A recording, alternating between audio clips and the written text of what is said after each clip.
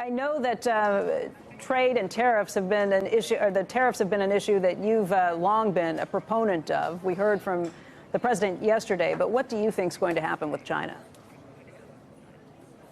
Well, I think the president is exactly right. Either we will collect more and more tariffs on more and more products, or we will make an arrangement with them that deals with both the current situation, soybeans, LNG, planes, things like that, and more importantly, the future, intellectual property rights, getting rid of forced technology transfers, all the abuses that we've been talking about, and finally codifying all that in a way that at the end of the day, if there are violations, we can take unilateral action to cure them.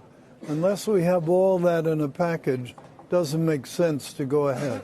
That's a very tall order, and probably not something that we're going to see get resolved later this month at the G20. How long do you think this process actually takes? Well, the G20 is not a place where anyone makes a definitive deal. A trade deal is going to be thousands of pages.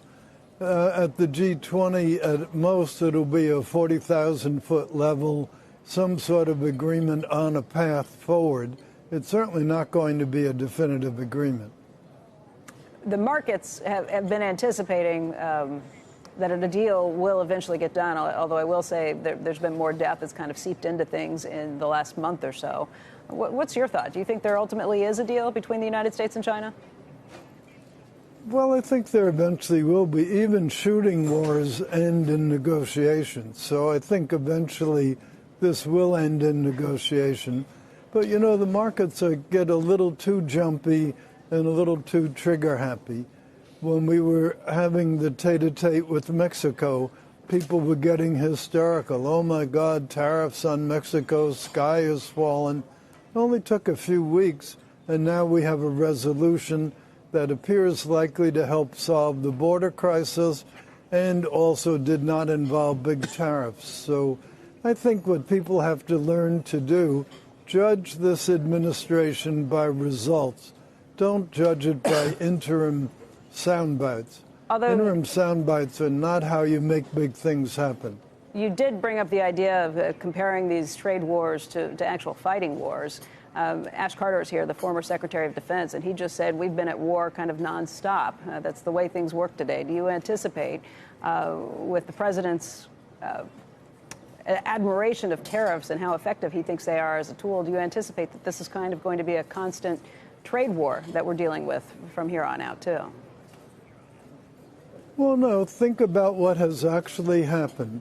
Despite all the moaning about trade wars, fact is we have, first of all, the USMCA deal with Mexico and Canada, which I think is a very good deal for all three countries, but especially for us. We have a new deal with Korea called Chorus. Now we have a deal with Mexico and others that actually helps the border and doesn't hurt trade. Those are incredible accomplishments in less than a 3-year time period. So if people had a more balanced view of life, people would say, gee whiz, that's a lot, especially on top of a very strong domestic economic environment.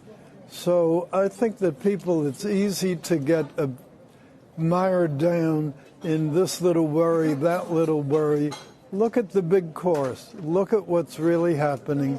Look at the results. Don't get too obsessed with the in-between details. Those are just a road stop along the highway to success.